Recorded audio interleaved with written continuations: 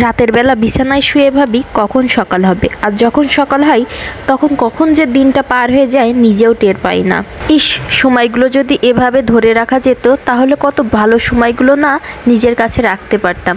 Hello everyone, আসসালামু আলাইকুম and welcome back to my another video.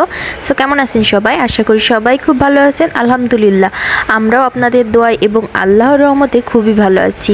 তো আজকের ভিডিওটা সকাল থেকেই শুরু করছি। তো সকালের নাস্তায় এই যে গত রাত্রের ভাত ছিল, তো ভাতটাই ভাজি করে নিলাম। মাঝে মধ্যে এরকম ভাতটা ভাজি করে খাওয়া হয়, আগে তো রেগুলারই এরকম খাওয়া হতো, এখন মাঝে মধ্যে করি। তো ভাত ভাজি খেতে কিন্তু বেশ ভালোই লাগে। তো এই যে প্লেটে বেড়ে নিলাম, এখন খেয়ে নেব। তো খাওয়া দাওয়া শেষ করে একেবারে দুপুরের রান্নাটা শেয়ার করছি। এর ভিতরে অনেক কাজ করেছি, তো ওইগুলো আর শেয়ার করলাম না। তো এই যে দুপুরে হচ্ছে মুরগির মাংস রান্না করছি। তো যাই হোক, মুরগির মাংসটা অনেক টেস্টি ছিল, আর এই মাংসটা কিন্তু আমি বাড়ির থেকে নিয়ে আসছিলাম। তো এই মুরগিটা অনেক ওজন ছিল, তো আর আমরা তো বাসায় 2 জন মানুষ, তো আমাদের একটু একটু করে অনেক দিন পর্যন্ত হয়ে গেল। আর বাড়ি পালা মুরগি, তো যে কারণে এই মুরগিটা না একদম হাঁসের মাংসর মতন খেতে লাগছিল, অনেক বড় ছিল। তো যাই হোক, এই যে মুরগির মাংসটা রান্না করছি দুপুরবেলা, তার সাথে হচ্ছে বেগুনও ভাজি করব। তো কালকে রাত্রের থেকে যেবা শরীরটা খুবই খারাপ, তো সবাই আমার মেয়েটার জন্য দোয়া করবেন। তো ও খুবই জ্বালাচ্ছে, তো ওকে নিয়েই রান্নাবান্না করছি, আর কি করার। তো সবাই যেবার জন্য দোয়া করবেন যাতে ও খুব তাড়াতাড়ি সুস্থ হয়ে যায়। আর যেবা অসুস্থ হলে না ওকে কোনো রকমভাবে ওষুধ খাওয়াতে পারি না, ও কোনো রকমভাবে মুখটা খুলতে চায় না, এর জন্য আরও বেশি সমস্যা হয়ে যাচ্ছে। মানে ওর তো শরীর খারাপ, তারপরেও তো ওষুধটা খাবে, কিন্তু ও কোনো রকমভাবে ওষুধ খেতে চাচ্ছে না। তো ওকে নিয়ে খুব টেনশনের ভিতরে আছে। তো যাই হোক, এই যে এখানে মুরগির মাংসটা রান্না করে নিচ্ছি। তো মুরগির মাংসটা হচ্ছে কষাতে দিয়েছিলাম, তো কষানো প্রায় হয়ে যাচ্ছে। একটু হার্ড ছিল তো মাংসটা, তাই একটু টাইম নিয়ে কষাচ্ছি। তো মাঝে মধ্যে ভাবি যে এই যে সময়গুলো যে কিভাবে পার হয়ে যায়, আসলে মানে সময়গুলো যদি ধরে রাখা যেত তাহলে কতই না ভালো স্মৃতি সময় নিজের কাছে রাখা যেত। তো রাত্রে যখন ঘুমাই তখন মনে হয় যে কখন সকাল হবে, কখন সকাল হবে, রাতটা যেন পার হতেই চায় না। আর যখন হচ্ছে সকাল হয় তখন না সেই দিনটা ধরেই পাওয়া যায় না, কখন যে দিনটা পার হয়ে যায়, মানে এই কাজের চাপ ওই কাজের চাপ, তো এরকম হতেই থাকে। তো সময়গুলো খুব তাড়াতাড়ি চলে যাচ্ছে।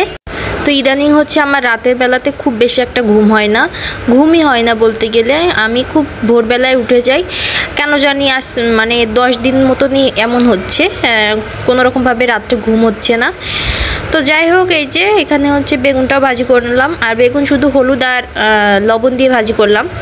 গতদিন হচ্ছে আমি শুকনো মরিচের গুঁড়া দিয়েছিলাম, তো যেবা খেতে পাচ্ছিল না, তো ভাবলাম যেবাকে যেহেতু একটু খাওয়াবো তাহলে শুধু হলুদ আর লবণটা দিয়েই ভাজি।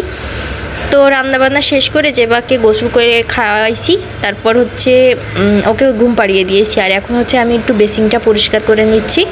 তো বেসিনটা হচ্ছে একটু পরিষ্কার করার দরকার ছিল, তাই ভাবলাম যে যেবা যেহেতু ঘুমিয়ে আছে আর এখন একটু সময় আছে, এখন একটু পরিষ্কার করে নিই।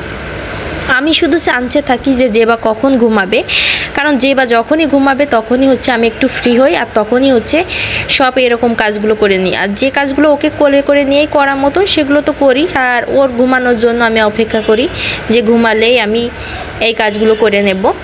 তো যেবার বাবারও আজকে হচ্ছে আসতে দেরি হবে, ও হচ্ছে দোকানের জন্য মাল নিয়ে আসতে গেছে। তো ভাবছি যে তাহলে আমি যখন বাসায় একাই আছি তাহলে হচ্ছে সুন্দর করে একটু সব কিছু পরিষ্কার করে নিই, আর আজকে তো খাওয়া দাওয়ার চাপটা বেশি একটা নাই। তো যাই হোক, এখানে এখন হচ্ছে অনেকগুলো কাপড় ছিল, তো ভাবলাম এখন কাপড়গুলোই ভাঁজ করে নিই। অনেকগুলো কাপড়ই জমে গেছে, আর যেবা কিন্তু পাশেই ঘুমিয়েছিল। তো আমার মেয়েটা অনেক অসুস্থ, আর ওষুধটা একেবারেই খেতে চাচ্ছে না।